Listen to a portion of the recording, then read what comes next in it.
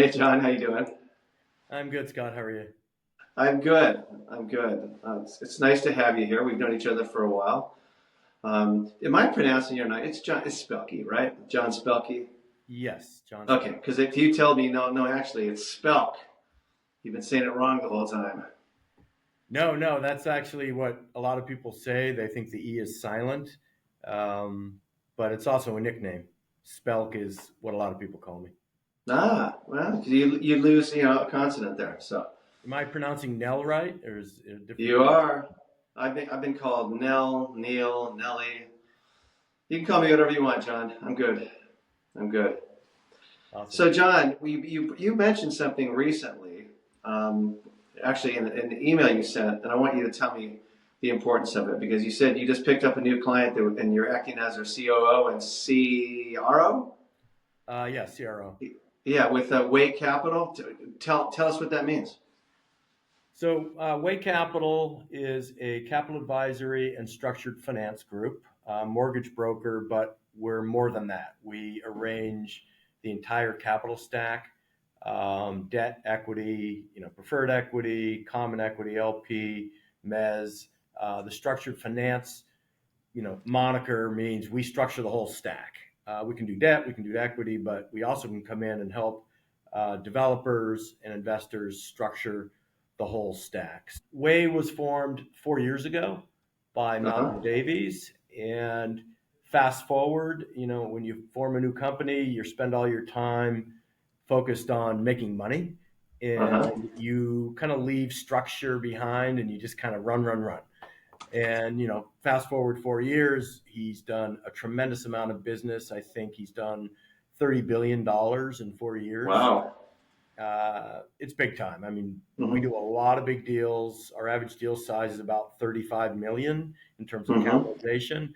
But when you want to go from a 1.0 version to a 2.0 version, you've got to do all the block and tackling. You've got to do the corporate organization, and you have to kind of grow internally as well as externally. So Mm-hmm. he approached me, and I accepted to come in as his chief operating officer, which then also leads to a revenue officer role where you're not only kind of doing the block and tackling and streamlining, you're also looking at ways to grow and helping the company expand the business. So Mm-hmm. WAY stands for We Are You.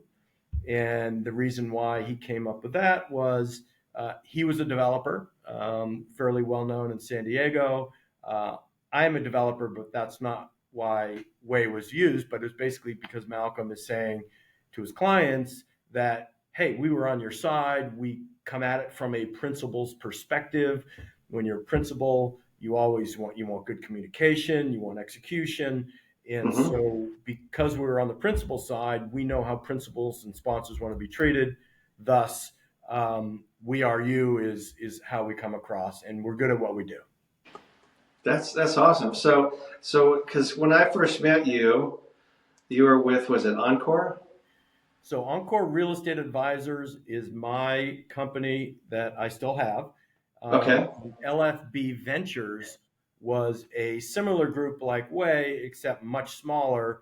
I Mm-hmm. left LFB to come to Way as a client or as their client, or they're my client. And then I continue to do the Encore work, which is expert witness work for all things real estate, Mm-hmm. as well as I manage about $80 million worth of real estate for high net worth and others. What don't you do? that sounds like a lot. My gosh. Well, you should ask my wife that. I'm sure she'll come up with a fairly long list. Exactly. That's it's their job to put us in our place. And so, what would you say is your sweet spot though? If people were to think about you, what would be your sweet spot? So the sweet spot right now is expert witness work, Mm-hmm. which kind of culminates from 40 years of hands-on management and ownership of real estate, and Uh also huh. just being involved in a ton of transactions. Um, that's my bread and butter on the Encore side, and that's me. The managing of the portfolios, I'd like to pick up more business, but I'm pretty full there. Uh And huh. then on the way side, if folks that are listening on this call are doing, 30, 50, 100, $200 million deals, come our way, because those are the deals we work on nationally. Hmm. So I've got to imagine that those are pretty thin waters for, for people, because I mean, how many people are operate on those kinds of deals? So remember, you have New York, and every deal in New York's big. Hmm. So when I say the 100 to 200, those are whales, and you Hmm. might do one of those a year. Our sweet spot is 50 to 100 million, and Hmm. you'd be surprised how many multifamily, office conversions, hospitality deals run 30 and above million total capitalization, right? You got a lot of folks that are rolling out of shorter term bridge loans at lower rates, post COVID, that Hmm. all need to be recapped. They all need to be restructured. In a lot of cases, the equity has either been wiped out or diminished severely. Got it. Got it. So it's interesting because I hear you talk about these big deals, and then I get myself a $2 or $3 million deal in the valley, and I go, "That's right, man. That's right." But then I hear you speak, and I'm going like, "That's not not the I'm not dealing with the same kind of numbers." Do you find that with the numbers that it's just to you, you just slowly escalate to those numbers, but you're as comfortable as you were when you were dealing with less? Yeah. No, I mean, it's all the same stuff, right? You put another couple zeros on it, it's still, responding to the capital. I mean, you have to have a bigger balance sheet, but it is all the same processes, and you get caught up in the same issues, right? You got Hmm. borrowers who don't respond. You get deals that fall out because of unknown due diligence items. Appraisals are a pain in the neck in our world, as I think they are probably in your world. Yeah. So it's just the numbers get bigger. There's more at stake, but you still just do the same. The process is relatively the same. Hmm. Interesting. Yeah. So you just how long have you been doing the real estate expert work, expert witness work? 2 years, a buddy of mine who is a well-known expert in kind of the habitability space referred me. Oh, I know who you're talking about. Yes, he Hmm. referred me on a big case, which is the Barrington fire case, which is Douglas Emmett, and then from there, I've just tried to grow the business, and most of it's word of mouth, and just Hmm. getting into law firms so that they just repeatedly call you for those types, for the engagements that I fit best in. That's great. Yeah.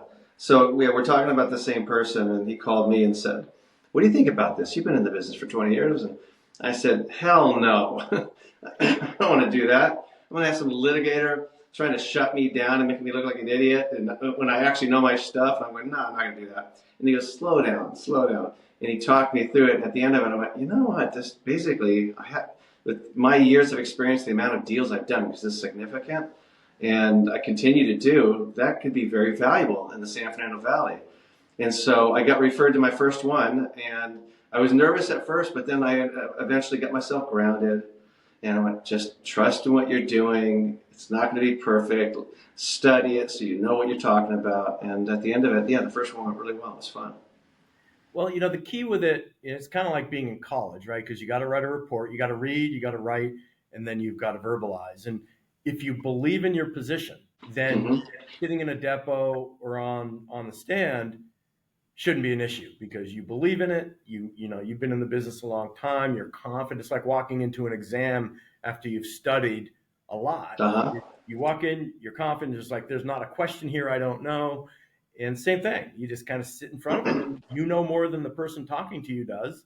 And all you do is you stand right behind all of your opinions, and you stand behind your convictions, I guess is the right way to say it. Right, right.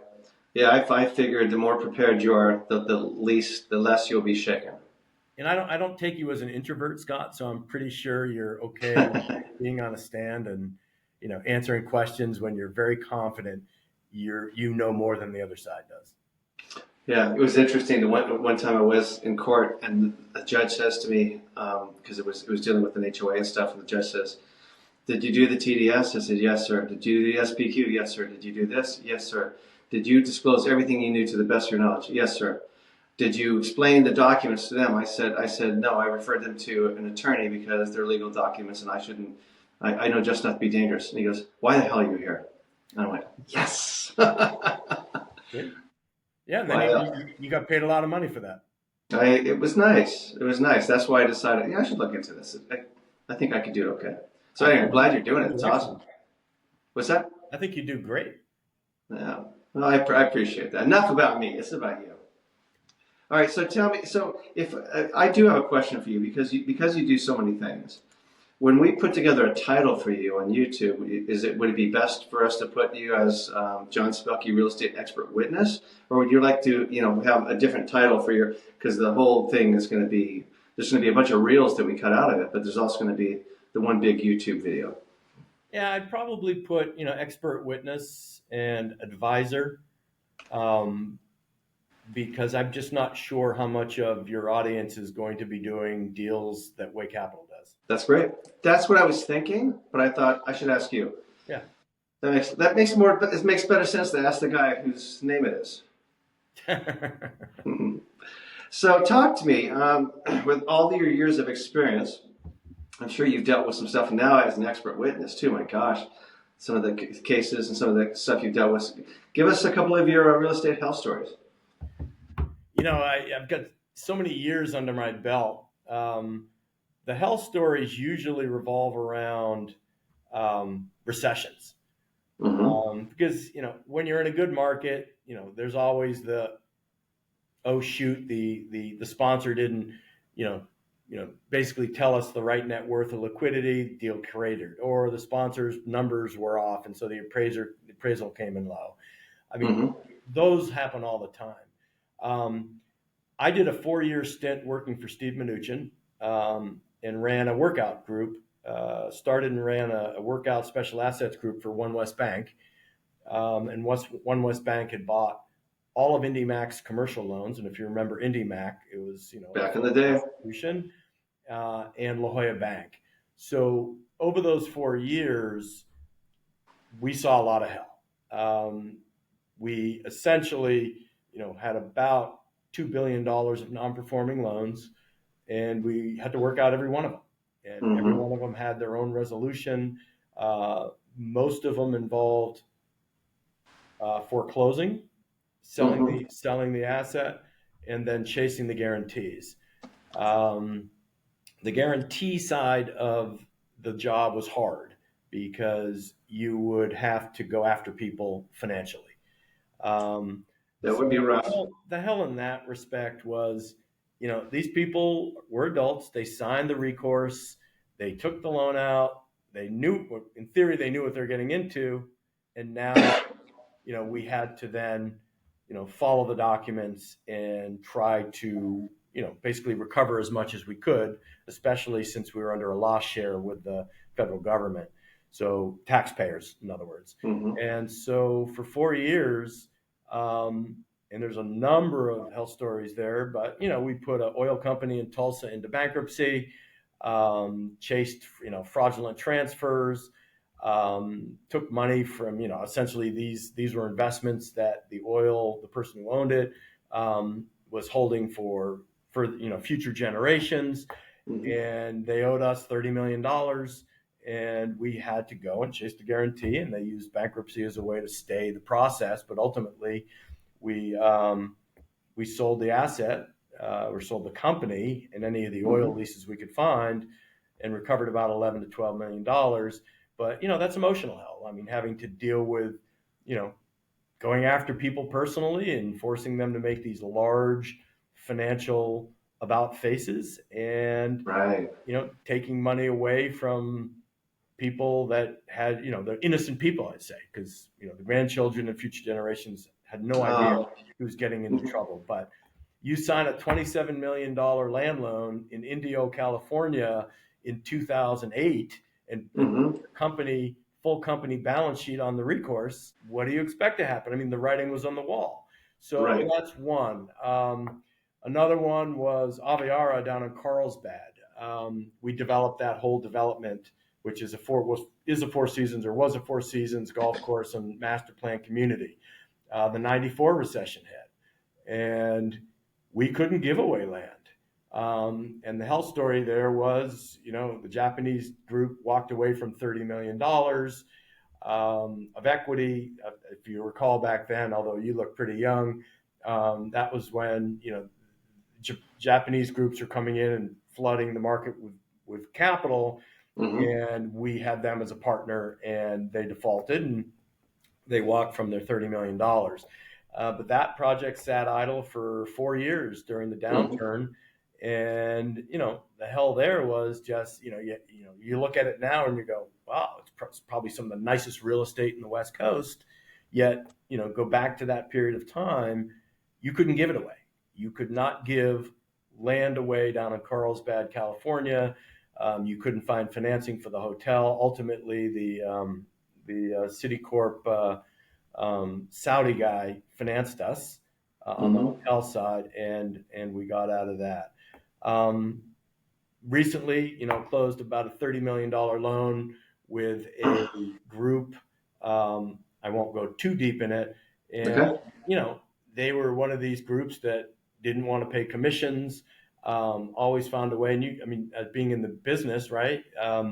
When you're dealing with somebody who is trying to find ways not to pay you, but yet you've got Mm-hmm. an agreement and you're doing them good, ultimately they closed on the capital that we brought in, but it was always having to look over your shoulder to make sure they weren't trying to pull a fast one. Right. But we brought in the capital, they got financed.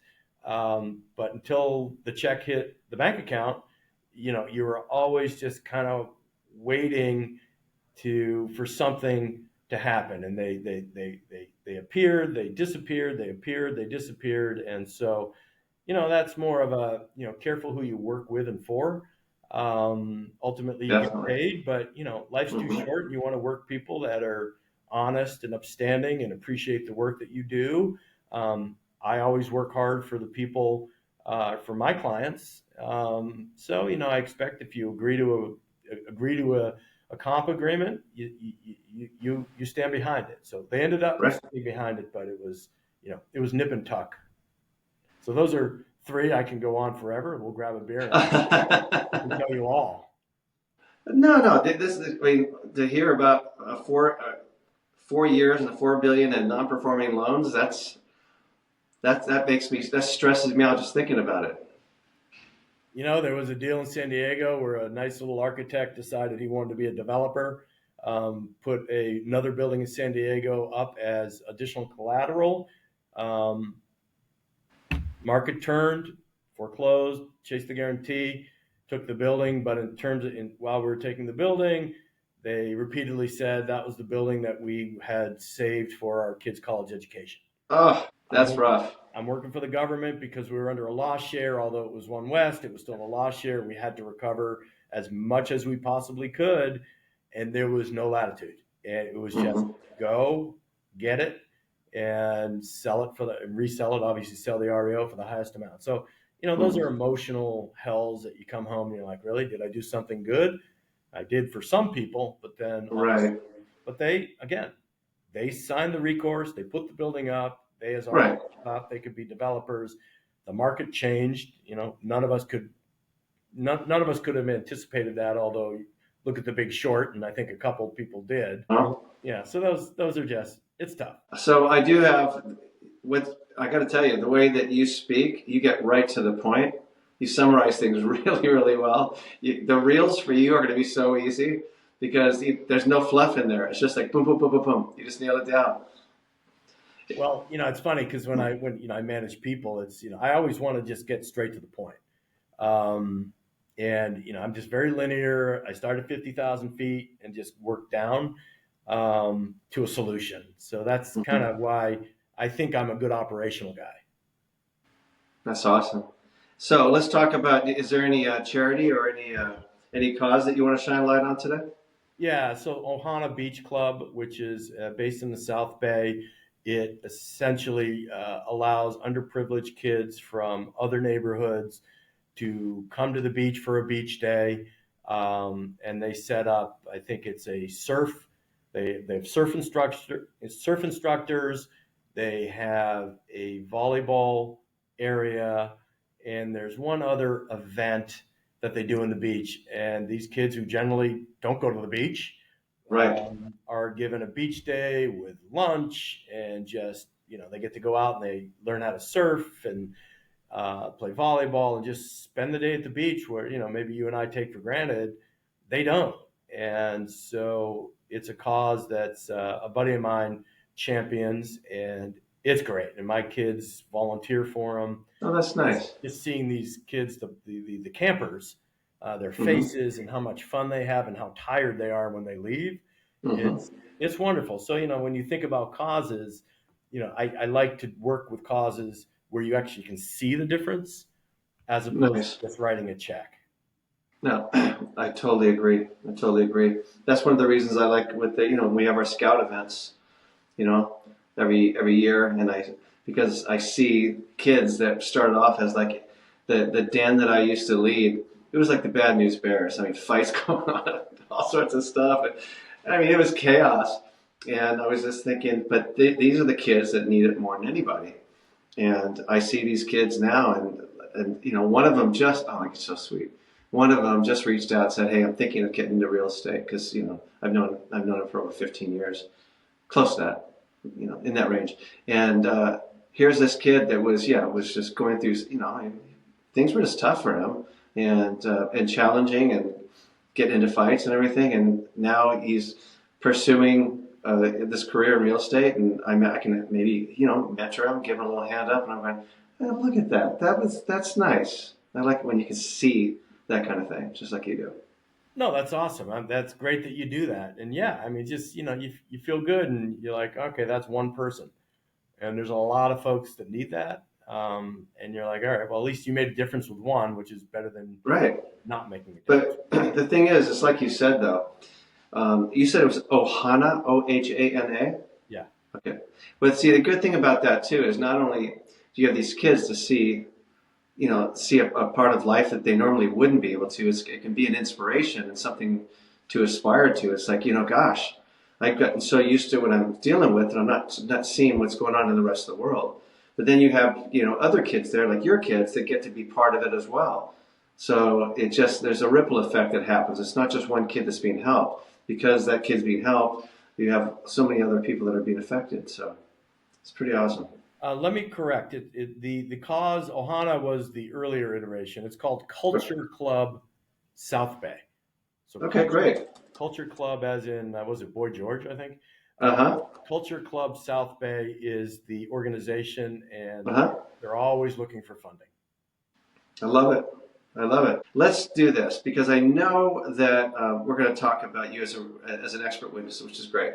But and the people that walked away from the $30 million fund, the $4 billion in non-performing loans. I mean, those are big freaking numbers. Most people don't even, it doesn't even come out of their mouth. And I know Way Capital. There's very few people. It's very thin air where that exists. But why don't you tell us a little bit more about it also, so that we can have a real for you. You can use it as you want. You want to share it, you share it, however you want to do it. I'm not quite sure what more I can say other than, our clients are developers or owners and investors in real estate. We operate nationally. We're actually doing a deal in the Grand Caymans as well. But Mm-hmm. we prefer to stay in the U.S. Deal sizes range anywhere from 10 million up, and it's all product types. It's ground up development, it's land loans, it's recaps, it's bridge, debt, equity pref. I'll also talk to anybody who just needs help. And if it's too small for us, we'll refer them out, or I'll help walk them through it. But if there's future potential of business, we'll do a $10 million deal if we know there's more business behind it. We're dealing with the best and the brightest here. I mean, these kids and Malcolm Davies, the owner, I mean, they've been involved in so many transactions. They analyze, we get the sponsor numbers, we go through them, we structure, we do everything that would a high level in-house finance group would do before we go to the market. And then of course we market the deal and we trumpet the deal. So that's about all I could say about where Love that it. Kevin already said. So, but you said your sweet spot is usually between 50 and 100 million. Well, in terms of total capitalization, like total Mm-hmm. cost, let's say 25 million and up. Mm-hmm. Okay, excellent. I just wanted to make sure that we, put some light on that a little bit for you. So, Thank you. No, this is awesome. I could talk to you all day. but next time we have to do it over a martini or something.